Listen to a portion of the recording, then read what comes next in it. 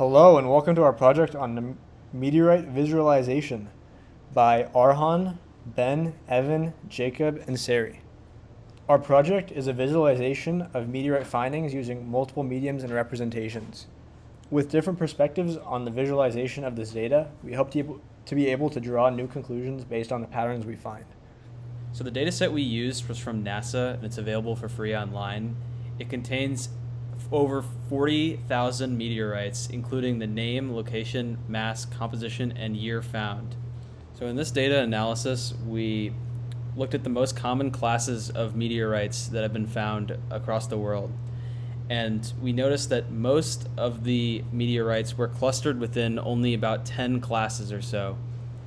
Another type of visualization that we used was showing how the distribution of meteorites across the world changed every year.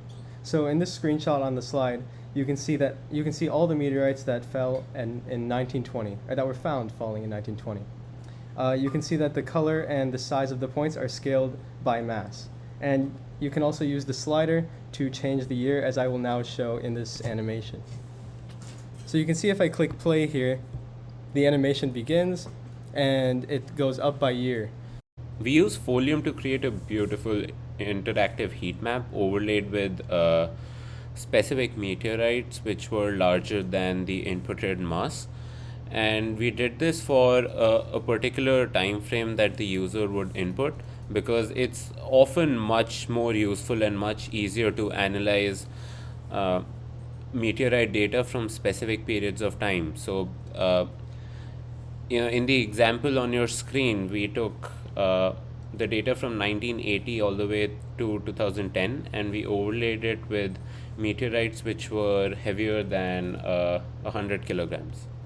Here we have a graph that shows the number of meteorites that land each year as well as their average color-coded mass.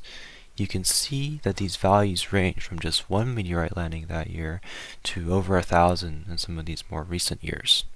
You can hover over any point in this graph to see the specific values for that year.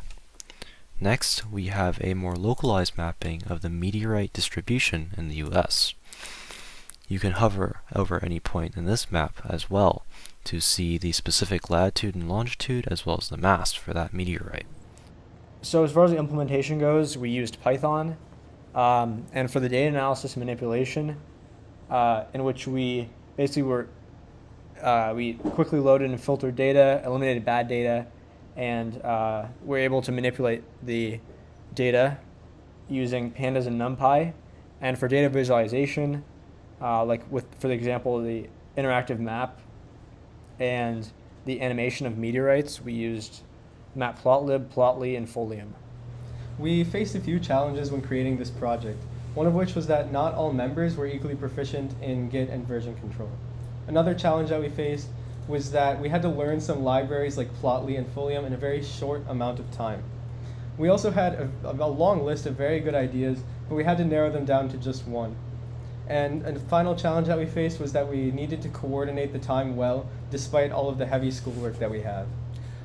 Because the project introduces several ways to represent the same data, and especially the interactive map and the animation, they are great ways to study the data presented to us, and it can be used to observe patterns in meteorite findings over time. It could help in locating future meteorites by figuring out the patterns in which we discover them. We can understand the frequency of different meteor classes. We can validate the techniques in meteorite identification techniques over time by ensuring that the meteorites discovered increase over time.